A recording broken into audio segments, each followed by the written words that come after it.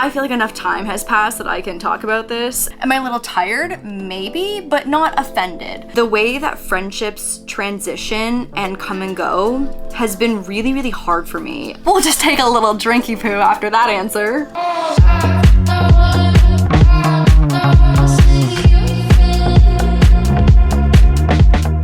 It is Friday, it's definitely 5 o'clock somewhere, and inspired by my love for paint and sips, I thought that we could just do a little craft and chill. So if you wanna grab a beverage of any kind, this is a monstrous glass. It's like deceiving, like you can fill half a bottle of wine into this glass. It is wild. I've got a little rosé. Cheers. Welcome to the first episode of Craft and Chill, Craft Club episode 1. It's just like a craft and catch up kind of hang. We've got Diggo snoring over here, so apologies for snoring audio in advance, but I have been missing you guys so much, and obviously with not having the podcast anymore, and I feel like vlogs are very much about like what's currently happening, but like we haven't gotten to catch up and just like blab for a little bit. So here we are. So the craft kit that I have been saving forever is the Jonathan Adler and Michael's Diamond Art coaster kit. I have tried diamond art a few times and I was just so painfully frustrated with how gigantic it was. It felt like it took so long to make any progress. So I figured that something this tiny would give me the satisfaction of finishing it, but not having to do like an 11 by 14 giant like art thing. I thought this would be like the perfect craft to just like literally craft and chill and catch up. Here we go, first diamond, here we go. It really is so satisfying. I'm gonna just cut to the chase and start with the most asked question, which is essentially about missing the podcast. So I have, will you ever podcast again? How's Jeremy? I miss listening to you guys together on the pod. How is Marriage Without Wild Till 9 with corporate TSJ? And essentially just questions about if we regret ending the podcast. So we did Wild Till 9 for 4 years, which is so insane to think about. We missed so few weeks. Like that is just so much blabbing. And the answer honestly is quite simple. We missed the podcast a lot, and I want to say this is breaking news that Jeremy agreed that he would come do a little craft hang with me, similar to like this kind of video. I don't think he will agree to doing any kind of craft, but there's a good chance that he would sit on one of these big fluffy chairs with Diggo and answer any questions. So if there's anything that you want to know or chat about or have Jeremy chat about, let me know in the comments, and also just like anything that you're thinking based on what we chat about today. I want to hear from you so much. I am deep in the comments after every single vlog and every single post. Like I am just so appreciative for the people who take time out of their day. I just feel like there's so many silent viewers now that like when people have the heart to comment, I'm so appreciative. So let me know if you have anything for Jeremy or for the next time that we do this, which hopefully will be in the next couple of weeks or so. Not having to change colors on this is really, really nice. But going back to Wild Till 9, we miss the podcast a lot, especially coming back from a trip. So we just spent 10 days in France. There are 2 vlogs on it if you want to see a little bit more of Jeremy. Coming back from a trip like that and having so much fun stuff happen and not getting to do the recap episode are hands down when we miss the podcast the most, or when something like kind of crazy happens in life. Throughout the 4 years, those were always the most fun episodes overall to record, and we miss it so much. I think the decision that we made to end the podcast was the right time, unfortunately. I know it's not the answer that a lot of people want to hear, but just being so transparent and honest, Jeremy and I both had business aspirations. I was spending so much time doing fuzzboy. Jeremy was obviously re-entering the corporate world, and like he's not even a 9 to 5er, he's like a 9 till 11 p.m.er. It just became so evidently clear that fitting the podcast workload into Jeremy's schedule specifically was just not going to be realistic, and I don't think doing the podcast with someone else, like I would never want to try and replace him because that wasn't the dynamic that we started with, and so it just made sense to wind it down. And so that's not to say that I would never podcast again. I've definitely guested on a few podcasts just like from friends here and there, and it's always so much fun, and I miss blabbing for that period of time, but I don't think that Jeremy and I would ever revive the podcast. Also, I do stand by the idea that if you don't have anything to say, You don't need a microphone. What have you been watching? Okay, I made a list for this one because I didn't want to miss anything. And again, this is another period of time where I miss the podcast so much because I got things I want to talk about, specifically like Love Island and Off Campus and Obsession. Like, I do have things to say. I know I just said that, like, if you don't have anything to say, you don't need a microphone, but like in these moments, I was like, give me the microphone. I have things to say. Okay, from my list on the movie front, we're going to see Spider-Man on Monday. I'm so excited. I've probably said this at some point, but during COVID, we watched the entire Marvel Cinematic Universe from beginning to end. I had a few gaps here and there of movies that I hadn't seen, but for the most part, I'm sat for a Marvel movie. Sheep Detectives was very, very cute. Sobbed. Knew I would. Knew going into it that I was gonna absolutely sob. Voicemails for Isabel was such a cute little rom-com movie on Netflix, I think. Highly recommend. Obsession. Okay, so Jeremy and I don't do scary movies. Like, we just simply do not. But when it came out on streaming, I was like, Jeremy, I think we should do this. I think we should be strong. I think that we should sit down with the lights on and watch Obsession.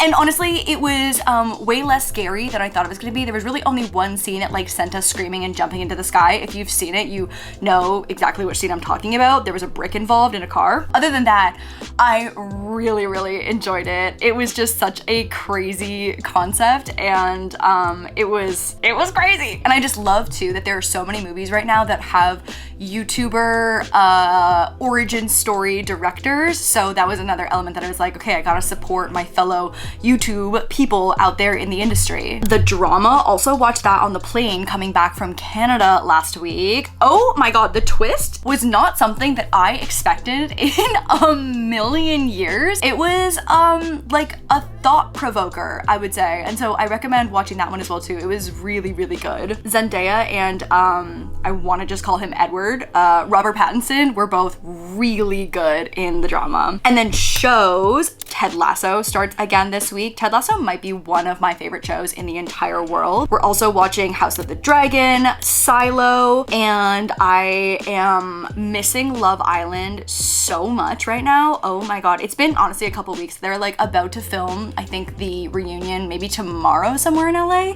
But Love Island and Off Campus, I miss so much both of those shows. I was missing Off Campus so much that I actually read book number 3 in the Off Campus series. I think it's called The Score, so that I can continue the Dean and Allie storyline before season 2 comes out, which I am so hyped for. This glass looks so ridiculous. It's like literally the size of my head. Every time I pull the glass up, I'm like, oh my god. Next, we have plans for any more house DIYs, and also I love the interior design TikToks. Do you ever do it professionally? Okay, so okay, this is two parts. I have been loving just bringing color and personality back into my house. I think it started with really like the dining room would be probably like the first project that I took on. And then I continued it into the little corner of the living room, and the next couple projects in the house I am so excited for. This one is gonna be the first time that I'm ever like knocking shit down in the house, which I'm really scared for. I haven't gotten a quote for it yet in terms of like the builder and the contractor, so I'm a little bit nervous. I just foresee Jeremy and I staying in this house for the foreseeable future, and I really want to love just like every part of it. And I think a huge part of loving our space is removing and flipping all of the like builder grade white basic neutral shit in this house. Like, it was so great to have a clean slate when I moved into this house, but now I'm like, okay, I want character and charm and color. I want fun like burgundy tiling around the fireplace. Like, the mock-up that I have designed for the living room is gonna be amazing. So it's not like knocking down the entire living room layout, like the floor plan's not changing by any means.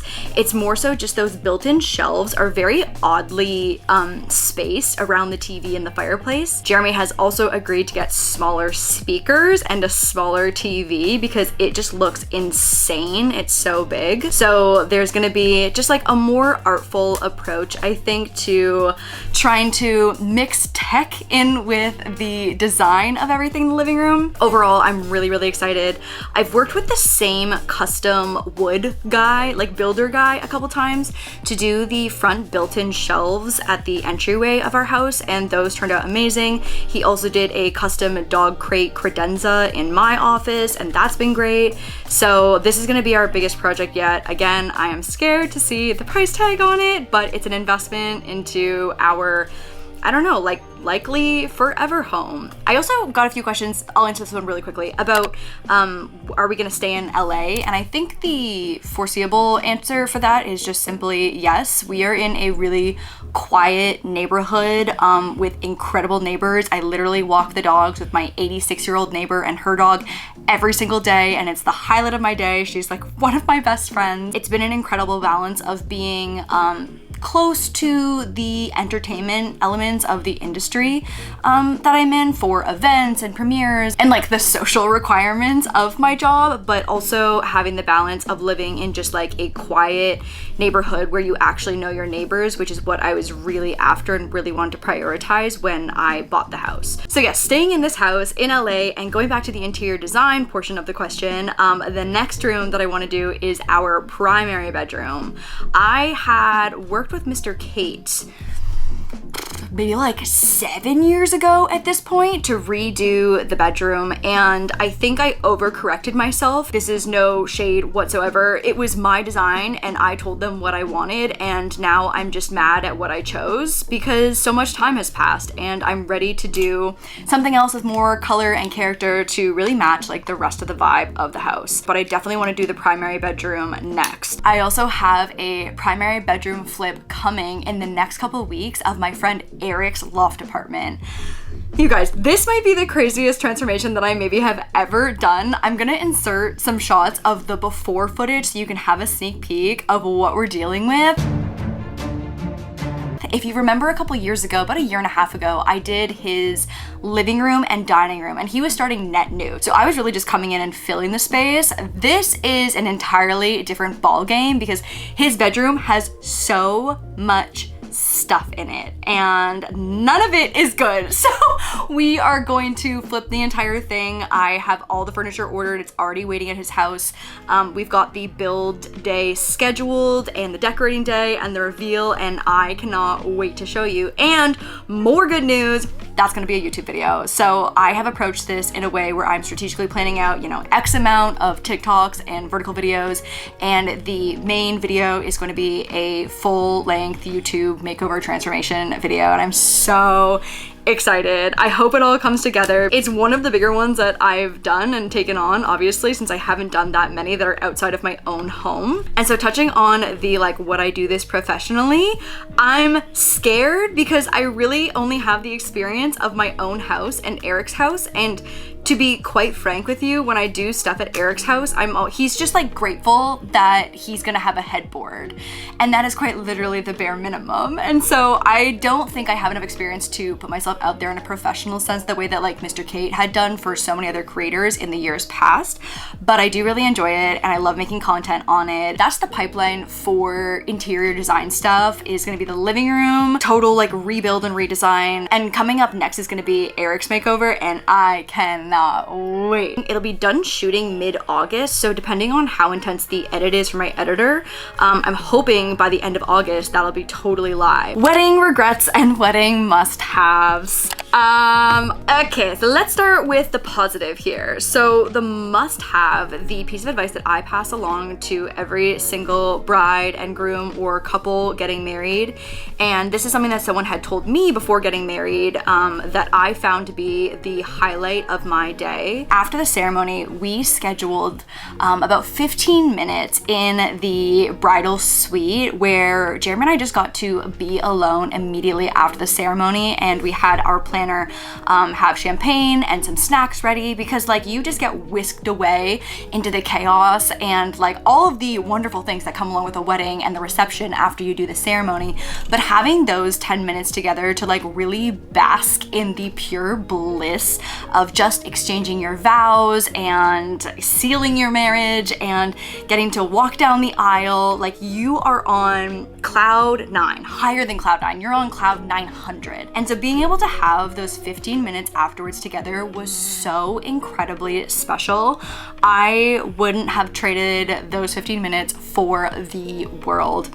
And so it's my biggest recommendation and piece of advice to try and pad that little period in afterwards to really just soak it in. It was the best day of my life, and that is so cliche that it hurts, but those 15 minutes were just absolutely blissful, and it's the thing that I recommend to every single couple if your schedule allows it. In terms of regrets, I feel like enough time has passed that I can talk about this, but I had hired social media support for the day, obviously, so that I can be as present as possible. I did vlog here and there, and then after the ceremony ended, I really just like passed off the vlog camera and relied on my social media hire to capture the rest of the day. And not only did they shoot the entire day in low resolution, I feel like an iPhone comes pretty standard in 4K, which is like what you would watch an Instagram reel, on a TikTok, a YouTube video. Not only did she shoot the whole day in low resolution, but then she lied to me about it afterwards, and that was super, super tough because this person did come through as a friend referral. Not a referral in the sense that they had used her services before, but a referral in the sense that we had trusted that person and their expertise in the industry as like supporting evidence that they would be able to execute on the day of. And then they also shot majority of the vlog in slow motion, even after I had shown them a very specific button that will in fact put the vlog in slow motion if you are not careful. So if you go back and watch the wedding vlog, there's a whole section in slow motion, and yes, it does look quite cinematic, but was it intentional?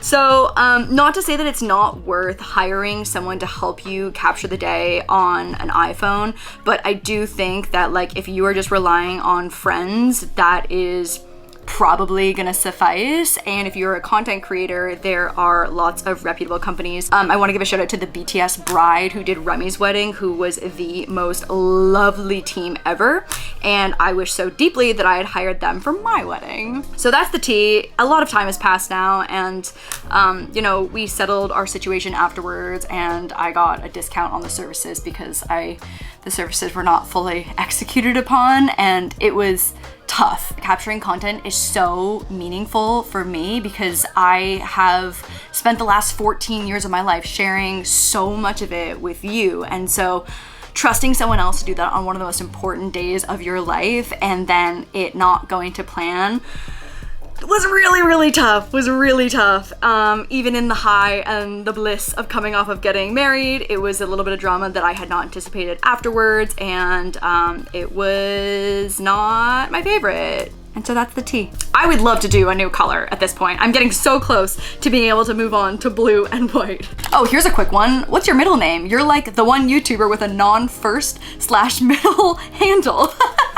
I feel, okay, so in people's defenses, I do feel like a lot of YouTubers who've been on YouTube for a long time chose a username that's like makeup lover XO forever 93, and I got really lucky and chose LaurDIY, and I still like it still very much rings true to everything about the brand that I've built and like who I identify as, like first name Laur, last name DIY, and my middle name is also Kobayashi, which is quite long, but it's my Japanese family name, and I love it. It's actually tattooed right here. It means little forest. Oh, here's a good one. Okay, would love to hear your advice and wisdom for the single late 20s Canadian gal. So here's something that I'm struggling with lately that I have been like dying to chat about. I feel like this is, again, one of those topics that I would have loved to talk about on the podcast. I think Jeremy would facilitate this conversation really well, so maybe we can touch on it again afterwards. I don't even know if this is gonna end up being advice and more so just maybe trauma bonding a little bit, or sharing a gripe that I have experienced in that period and how I'm handling it and navigating it. I don't know, we'll see. But I feel like in your 20s and 30s,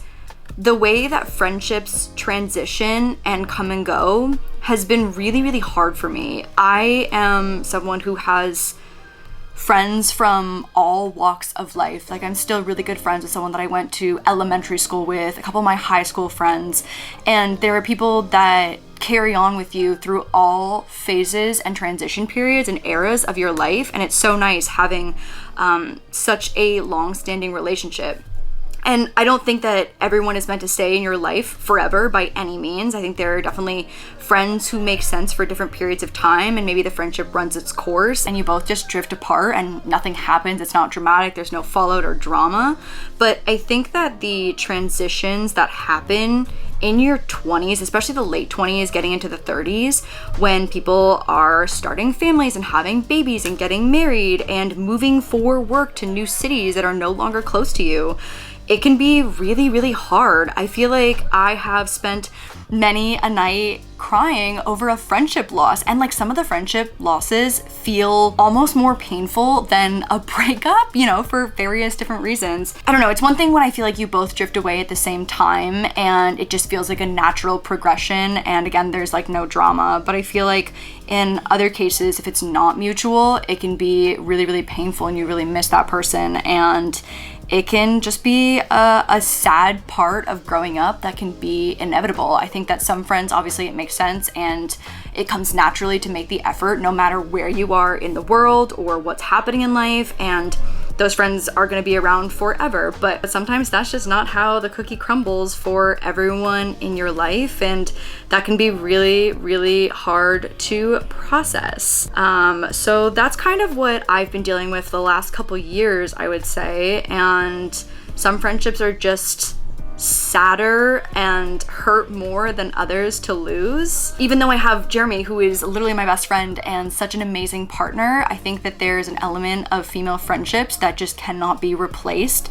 And losing a female friend that has been such a core piece of you for such a big part of your life can just be so painful. And Jeremy has been an amazing support, but he is not my girly pop. He's not my girly pop best friend, and he's not supposed to be. Like, he's not supposed to be everything for me, and having female friendships is so important. But those transition periods, I think, are incredibly normal, but can just also be really, really painful. So I'm not sure where the advice lies in that, but that is how I'm feeling, and I think that your late 20s can just be lonely, and so to know that you are probably not the only one that is feeling like that. We are very fortunate that in playing pickleball and taking up such a social hobby, I've made so many new friends and acquaintances, but I feel like a lot of those friendships, I mean, some of them have developed into friends that I hope to have for a very long time, but some of those long-lasting friendships that are no longer there are not something that can be replaced. We'll just take a little drinky poo after that answer. Also, my foot is entirely asleep underneath this pink table, and I'm actually not sure if it's attached to my body anymore. We're making serious progress here. Odd choice for blue as the stem. I feel like this is like America's apple. I would have liked brown.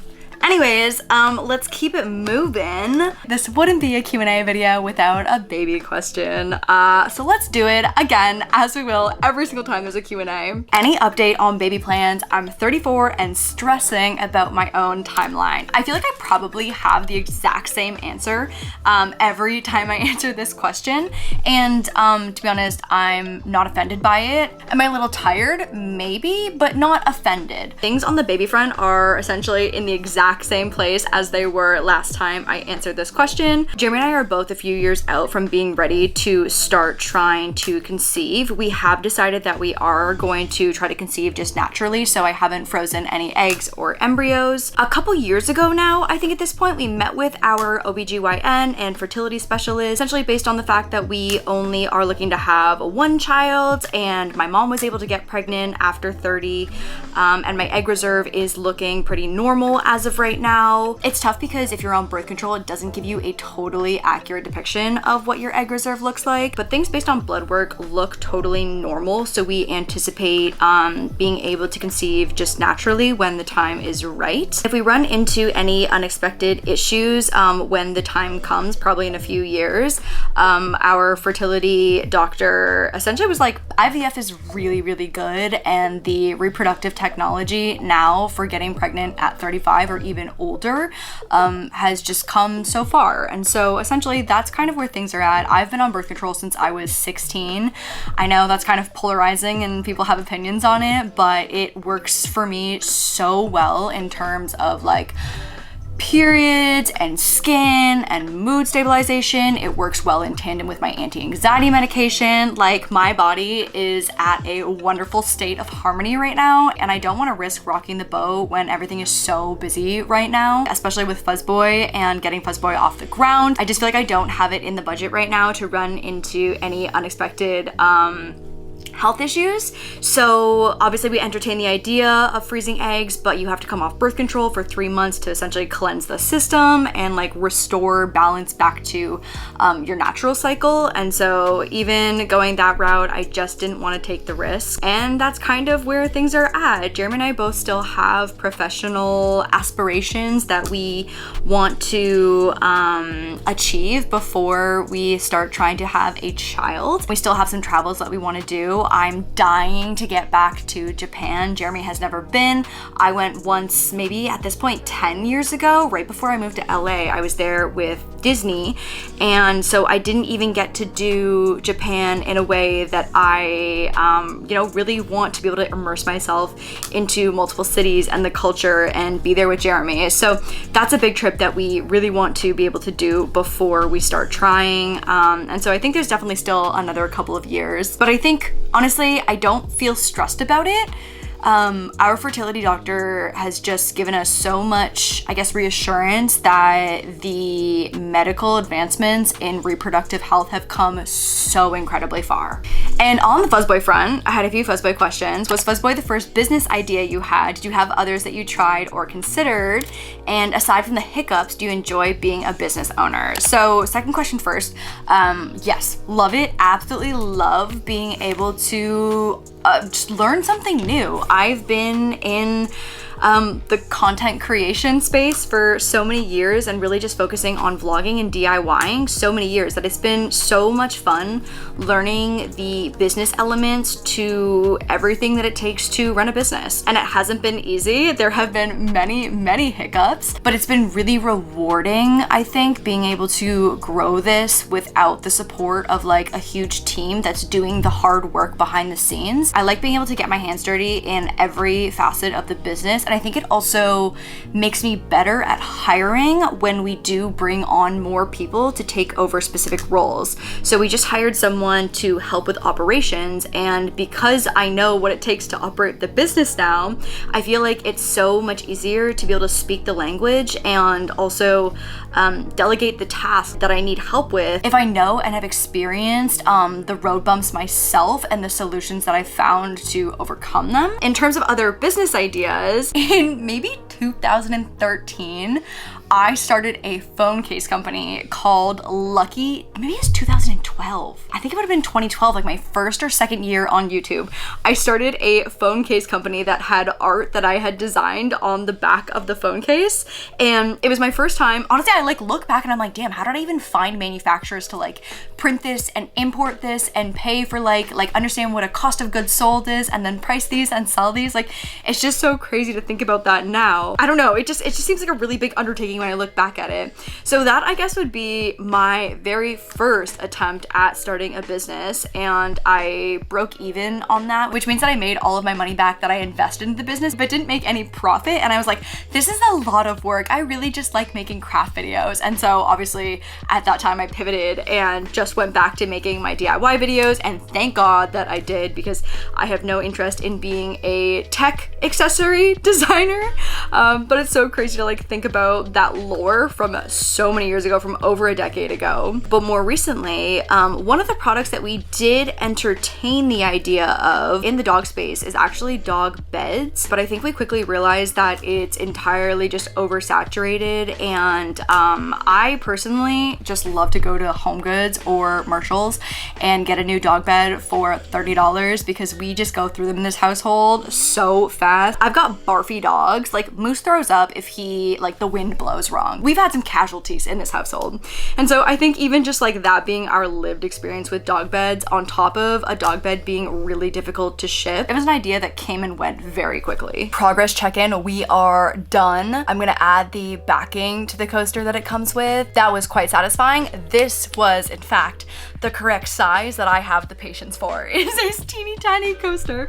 You know what? I might just like chill here and put a podcast on and do the lemon, except for I can't pick it up with my nails because the lemon is quite simple, but it's a 4 set. So like there's the lemon, there's the grapefruit, and there's a little pear here with a purple stem. Interesting color choice. Okay, last question. List 3 specific things that you are grateful for lately and why. I thought that was like a really wholesome question to end on. Number 1, I am so grateful for my job, for being able to be creative for a living. I've seen some influencers lately who've been on some bullshit, and I don't know, I've been doing this for so long that like I have seen many creators come and go. I think a lot of creators now start making content for the pure sake of making money. And I completely and entirely wholeheartedly support people who are able to turn their passions into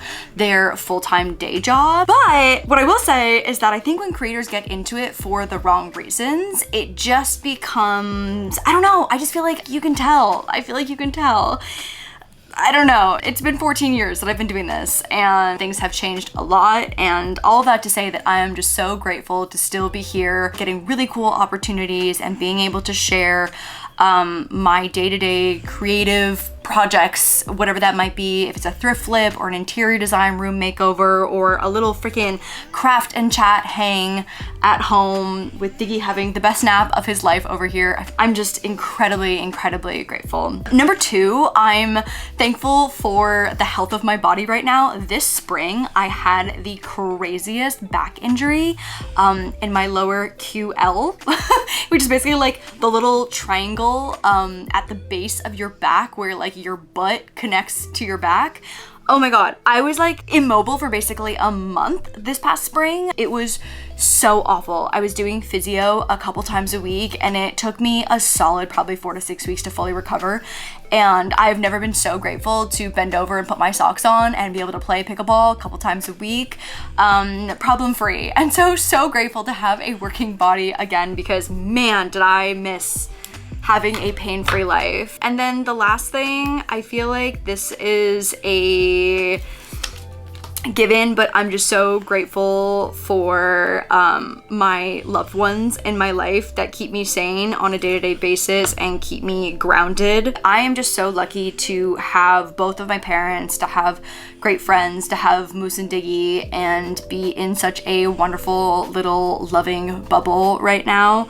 Obviously the friend loneliness is something that is very real and definitely happening, but my core bubble is so wonderful right now and has been for a really long time, and I'm just so grateful.